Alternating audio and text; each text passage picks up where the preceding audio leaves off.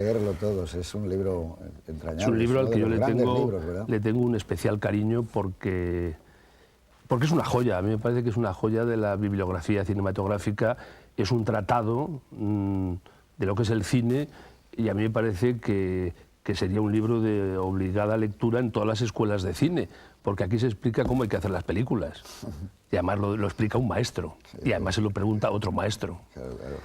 Bueno, pues yo para pasar a ver la película, yo diría que fundamentalmente Psicosis, película a la que yo... ¿Estaría entre tu trilogía? Sí, sí, ¿También? sí. Sí, sí. Yo estoy de acuerdo contigo. A mí la trilogía preferida de Hitchcock es Encadenados, Vértigo y Psicosis. Yo creo que Psicosis fundamentalmente es una película.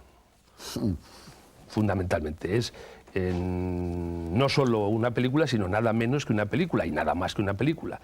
Y lo digo en el sentido de que a mí me parece que en Psicosis lo que crea la tensión y la intensidad de la película realmente no es ni la historia, ni los personajes, yo me atrevo a decir, ni el guión, que en algunos aspectos es hasta convencional, sino que consigue emociones y tensiones verdaderamente admirables a través exclusivamente de la puesta en escena y de la técnica. Es decir, es una película casi en estado puro.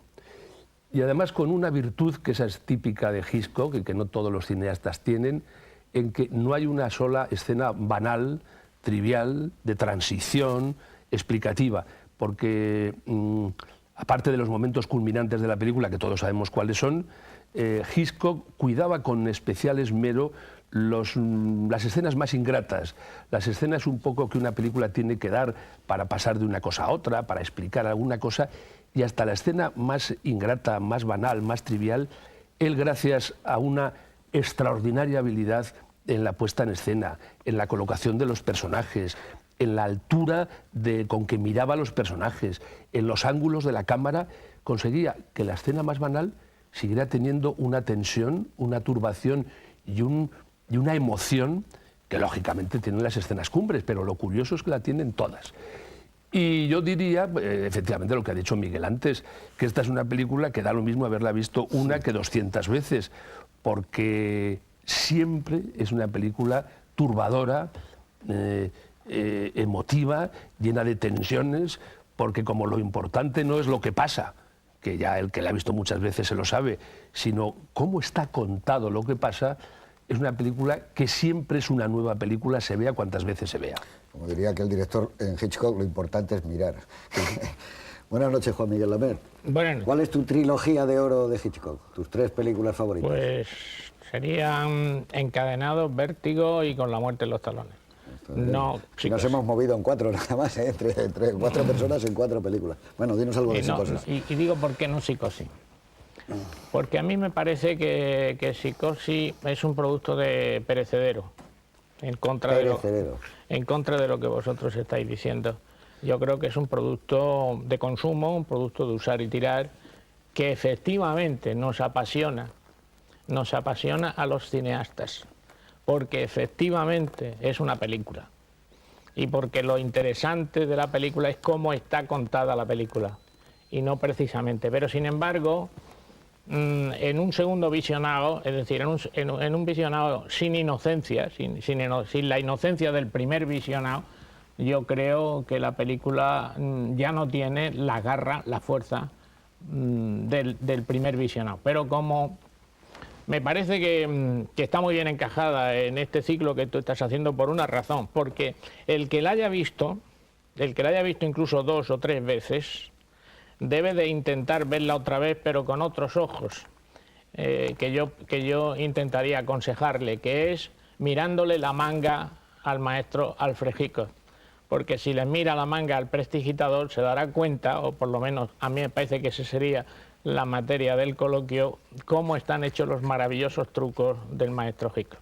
Bueno, pues muy bien, ya han visto ustedes que aquí no estamos casi nunca todos de acuerdo. Yo quisiera, antes de que vieran ustedes esta película, que yo sí creo también que es zumo de cine, de muchos quilates, hablar un poco de Robert Bloch, también personaje muy querido para mucha gente de mi generación, autor de la novela Psicosis, Psycho.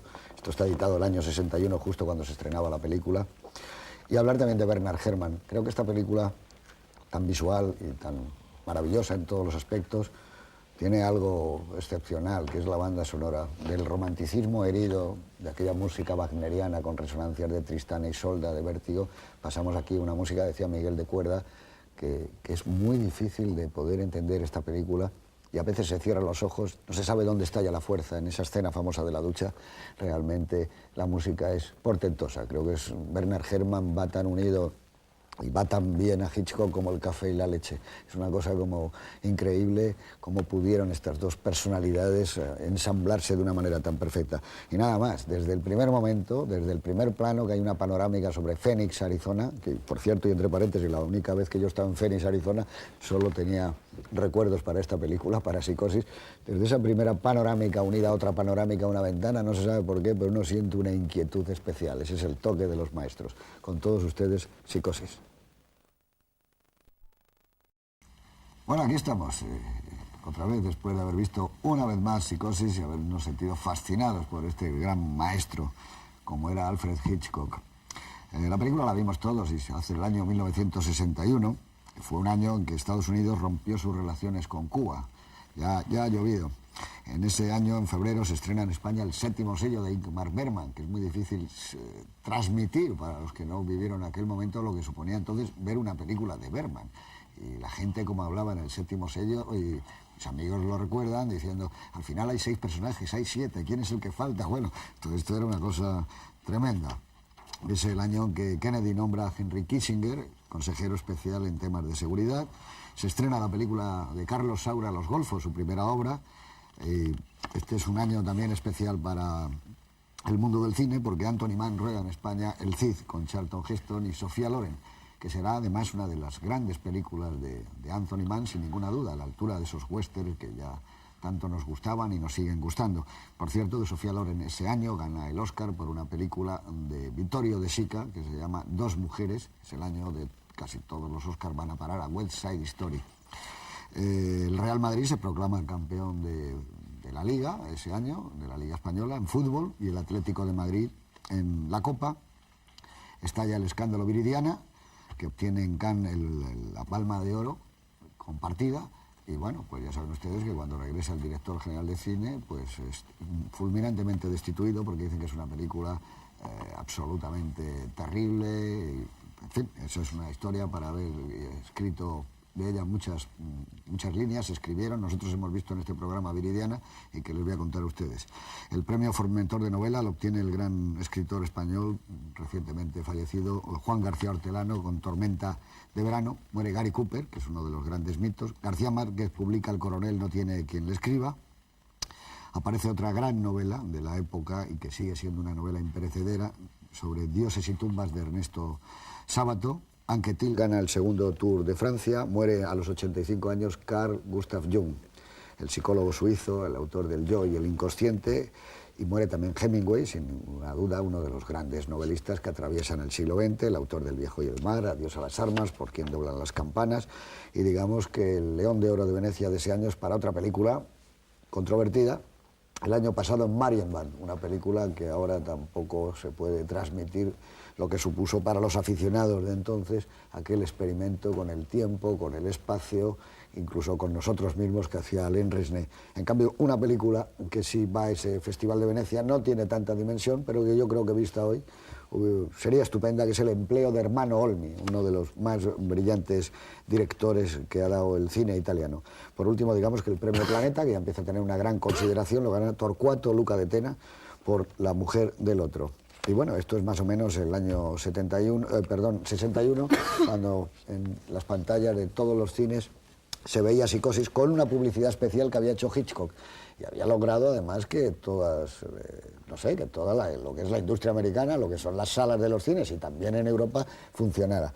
Y era que nadie podía entrar en la sala un minuto antes de que empezara la proyección de la película. Y eso se llevó a rajatabla. Yo me acuerdo en Madrid, me parece que era el cine de Lope de Vega, la gente se metía en la sala y desde luego el que entraba tarde no le dejaban entrar. Y luego también que se se sugería que no se contara el final de la película, lo cual ya no era nuevo, porque había un antecedente, Sombras acusadoras. Me parece que al final salía el productor y le decía, por favor, yo les pido a ustedes que no cuenten el final de esta película.